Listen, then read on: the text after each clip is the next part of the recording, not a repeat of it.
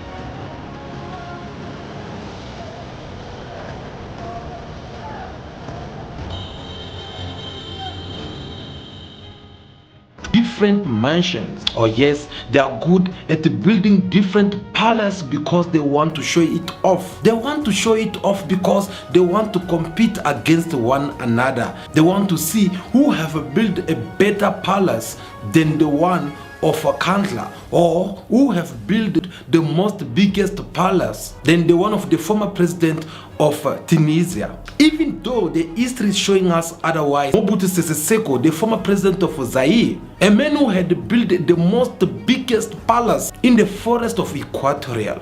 Yet today, this palace, it has been covered by the bushes. And all the billions of money which was invested over there, it has nowhere to be found anymore. I have the legitimacy of popular support behind me, which means that I've been elected for 7 years. My mandate will end at midnight on the 4th of December, 1991. You'll still be there in the year 2000. Well, why not? In 2 months, I'll be 60. The year 2000 is 10 years away. Why not? It was known as the Versail of the jungle. On a hill overlooking untouched forest stands the ruins of Kawele. A magnificent 15,000 square meter palace complex, once the favorite home of Mobutu Sese Seko. Those who knew it remember a luxurious, almost surreal place. There was marble everywhere. It was so shiny, but also slippery. Today, what remains of the palace's rooms gives us a glimpse of Mobutu's legendary opulence. In this suite, the dictator's remote-controlled bed was once positioned on a cross carved into the rock. He worked hard. He would get up early and go to bed late at night. At 5:30, he was already up and making phone calls to know the general mood in the country.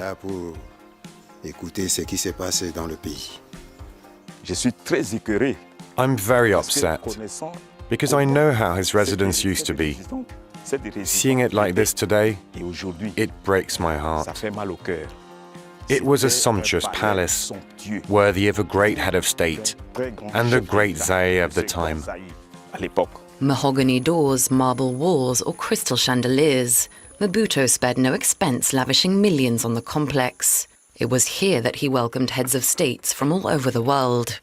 Belgian King Baudouin and French Presidents Chirac and Mitterrand were here.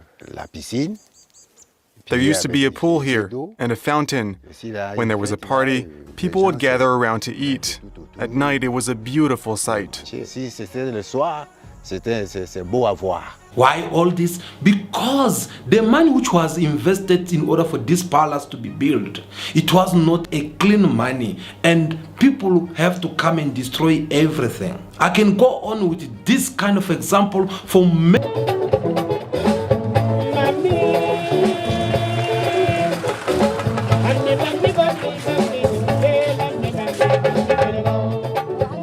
Welcome to the Gambia, land of sun, sea, sand, and a president who claims he can cure AIDS.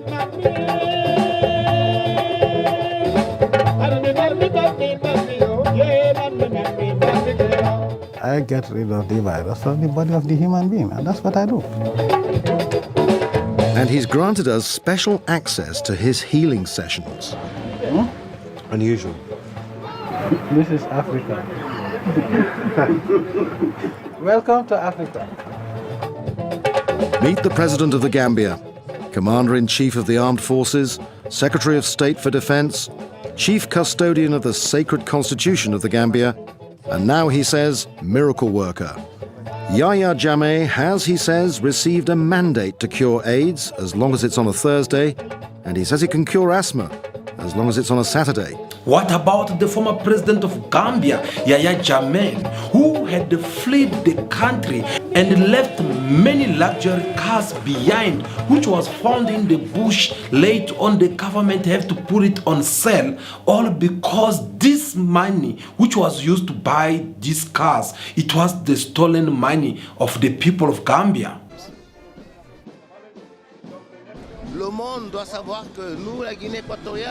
His son has it all.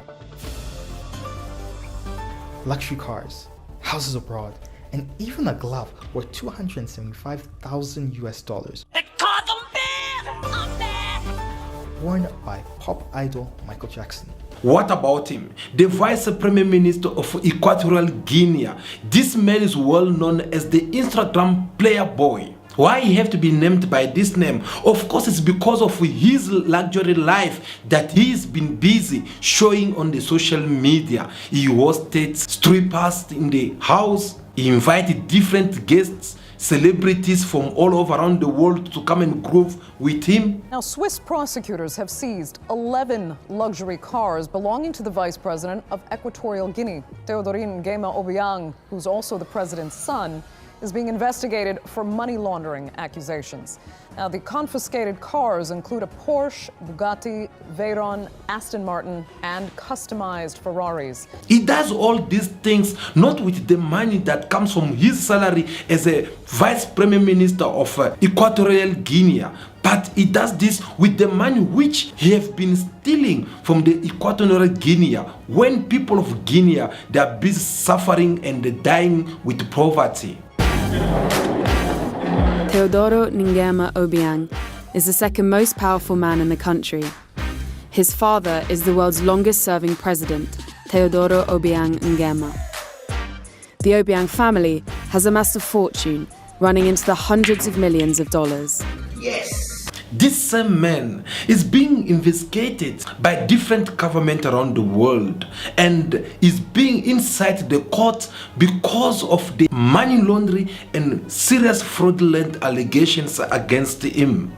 The United States of America, who have to seize one of his property. He bought a Highland which is in the value of 308 million US.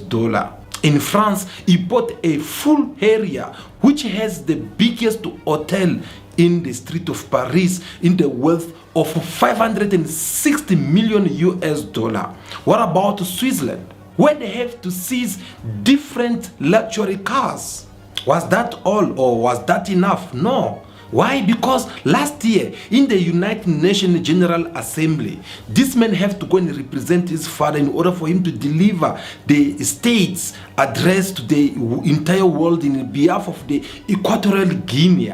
And this man, during his days there, when other head of the state, they were trying to discuss matters which concern their countries, well, the man was busy living his luxury life. And with his ultra-luxurious lifestyle, Obiang has now landed himself in another controversy. This after he stayed in a $75,000 a night penthouse when he flew to New York to call for more aid for Africa. Obiang, who goes by the name Teddy, traveled in a private jet to the States, stayed in one of the world's most opulent Mark Hotel. The hotel's 2-floor penthouse has 5 bedrooms, 4 fireplaces, 6 bathrooms, a living room that can be converted into a ballroom, and a rooftop terrace overlooking Central Park. Visuals and pictures shared by Vice President on his social media account showed him strolling around the suite and admiring the views in a light blue suit wearing a large watch.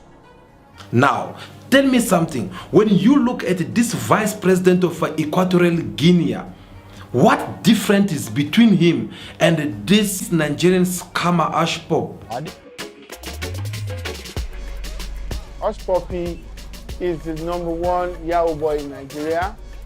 He's a role model to every Yahoo boy in Nigeria. There are ways to look at Hush Puppy not as some kind of hero, but you can respect some of the things that he did and the way that he thrived in our current. One of the things people would ask me was, why did he post to Instagram? Like, he should have just kept a low profile. My answer ultimately was, why do you post on social media? I mean, he was doing it for the same reasons we all do it, to get some response from people, to feel his place in the world grow and be respected. G for Gucci, you know? When you look at the story from one layer, it's very simplistic, but the deeper you get into it, the more you see the complexities around how someone like Hush Puppy exists in the modern world. I believe you have the answer already. But is he the only one who's in this kind of situation? No. What about the former president of Tunisia, President Ben Ali, who had fled, and once his palace was being attacked, they had to find a lot of millions of US money in his home secret bank. This is where former President Zain al-Abidin Ben Ali used to live. Ben Ali and his wife had a passion for overstated luxury. This hall is packed with antiques, works of art, porcelain vases, and gifts from monarchs and wealthy businessmen. Now, the palace and the priceless items inside are for sale. Tunisia's ousted president stashed cash, gold, diamonds and other precious items in secret spots in his palace in Tunis. State television says President Zain al-Abidin Ben Ali was toppled last month after 23 years of authoritarian rule. Film footage of just one of his safes showed the extent of the former leader's wealth, with large wads of €500 notes, as well as other treasures including priceless jewellery. The Tunisian broadcast said the riches would be redistributed to the people. The EU, France, Switzerland and Canada say they've all frozen the assets of Ben Ali and his family entourage. Those are thought to total tens to hundreds of millions of euros.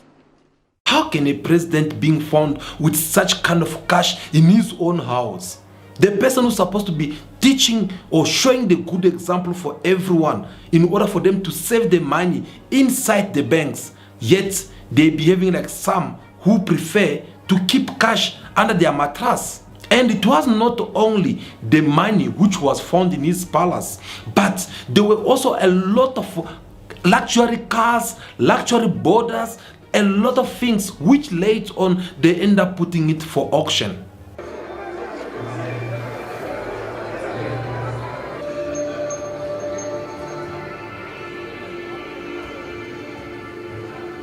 All these luxury cars, all these jewelries, all these expensive materials which they had collected from his palace, well, the government of Tunisia finally decided to put it out there for auctions so that they can collect this money. Why? Because this money, it was a stolen money and not a money which he earned from his own salary, but he had to take it by force, because what can the people of Tunisia have to say? He's the one who's the commander-in-chief.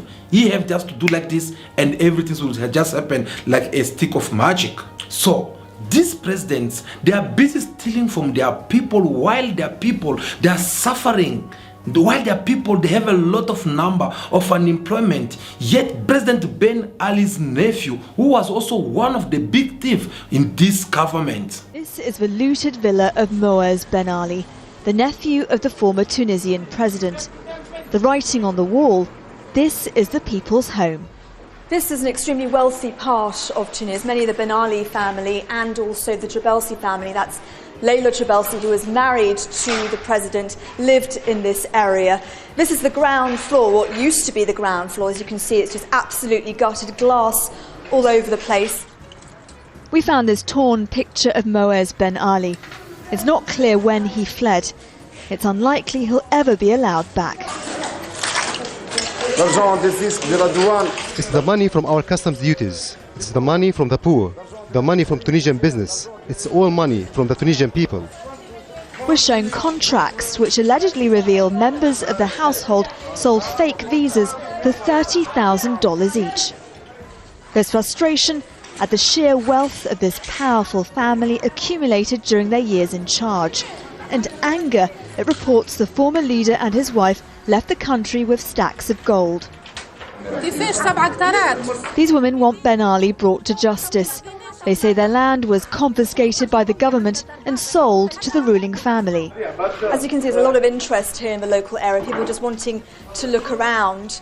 This was the upstairs part, the bedrooms. There's not much left, just scraps of paper, bits of glass, and even the wallpaper has been stripped off as well. It is an extraordinary reversal of fortunes for a family that dominated for so long. So he was stealing alongside his uncle. And when things goes down for them, once they flee out of the country, this is what all this mansion and palace have to turn into. Let me tell you about another person that just came in my mind. And here I'm talking about Joseph Kabila. Look at this man. He came in power wearing boots as a soldier in support of his so-called father, Roland Desire Kabila. Story short, we then saw later on the father was assassinated by his own bodyguard for the reasons which we're still ignoring until now. After he have succeeded his father. Moi, Joseph Kabila, président de la République démocratique du Congo, je jure fidélité à la nation. The man have changed his life from poverty to something which we can't even describe, to enrich his own family and his own environment.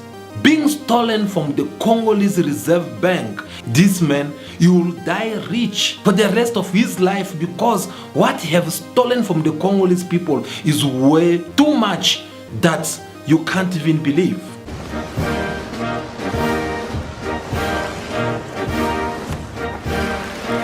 Joseph Kabila, former president of the Democratic Republic of Congo, a giant of African politics for nearly 2 decades, and reportedly a billionaire.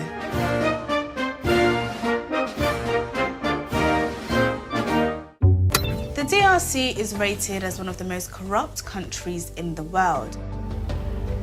It is rich in natural resources, but the majority live on less than $2 a day. Hospitals and schools are chronically underfunded, and the infrastructure is poor. This is a huge alarm for the DRC, for the public, for Congolese like myself, for anybody. This is alarm bell, and something must be done. There must be an investigation to get beneath the surface, because everything we have seen could be just the top of the iceberg. Guys, what I'm trying to say here is that there is no that much. I just show you from different footage and the report which we just play for you. Now, this takes us to the question 1 which we asked earlier on. Why is Ibrahim Traore winning so far?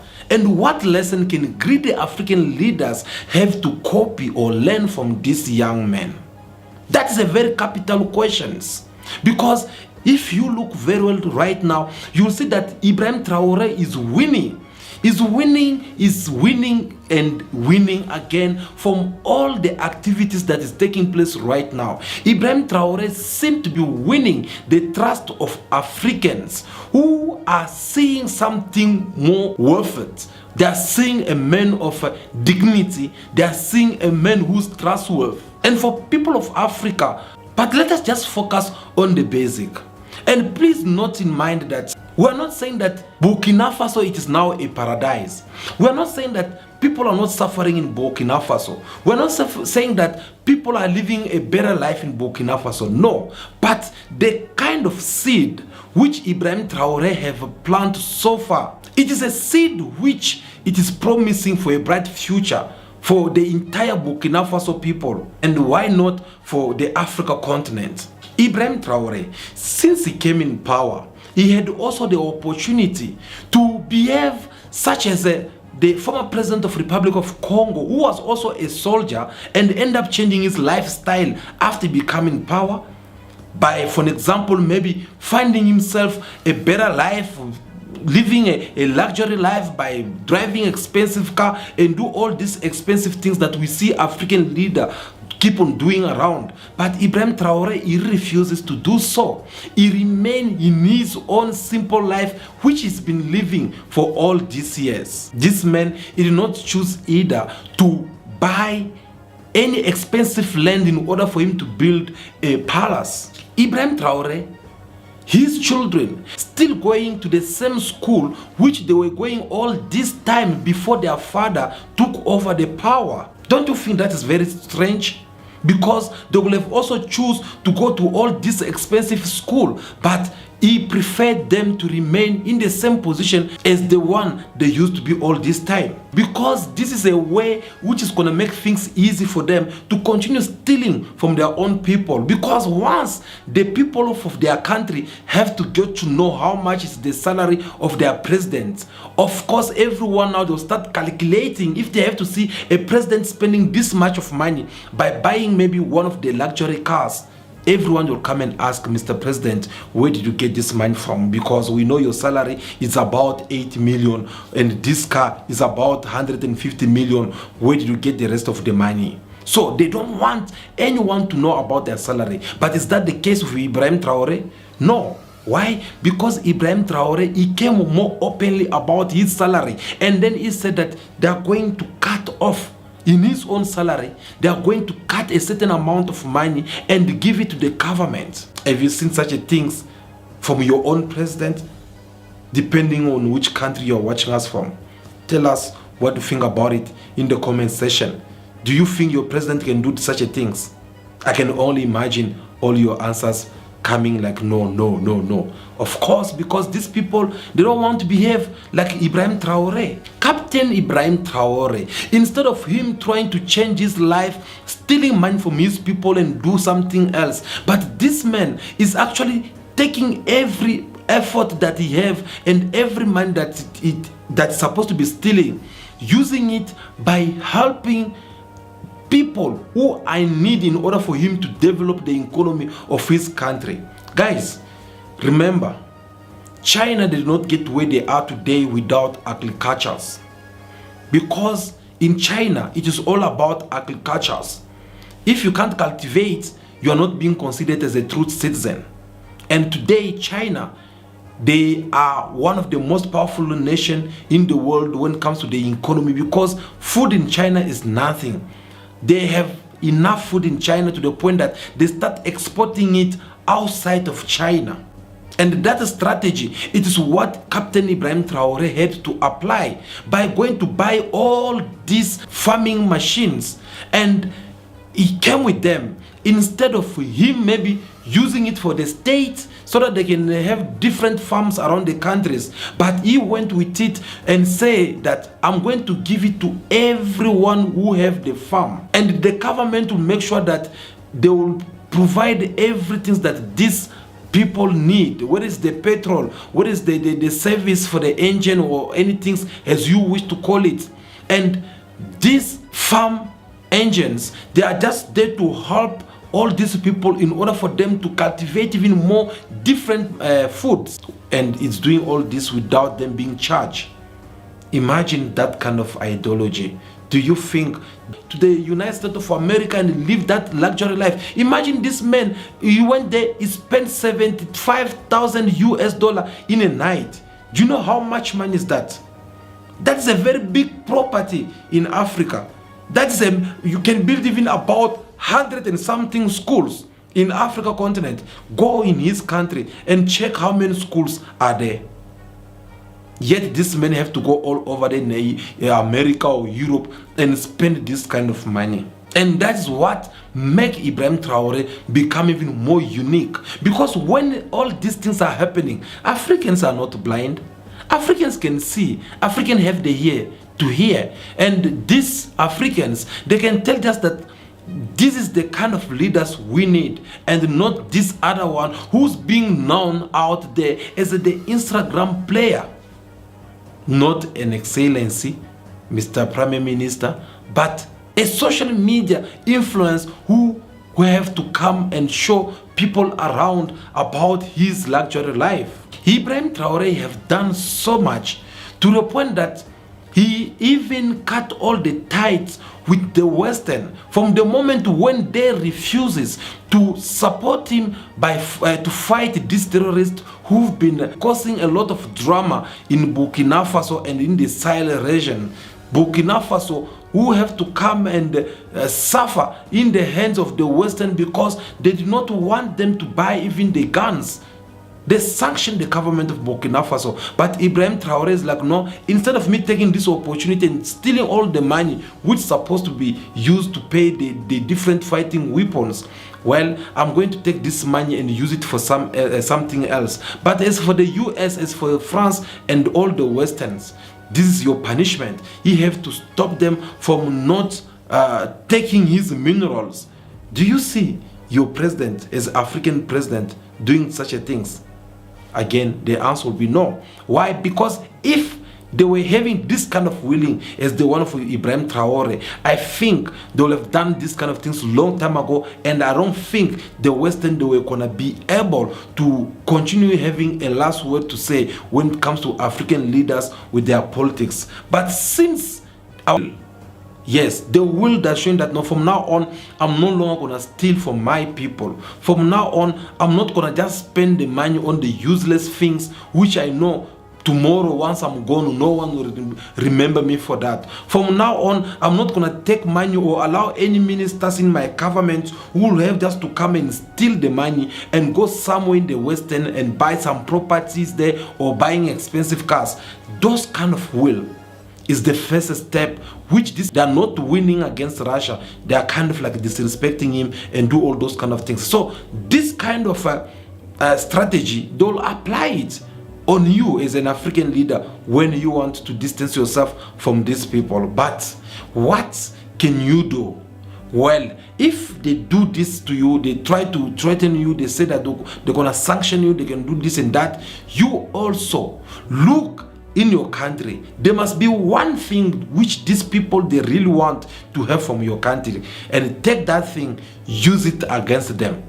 Ibrahim Traore did it.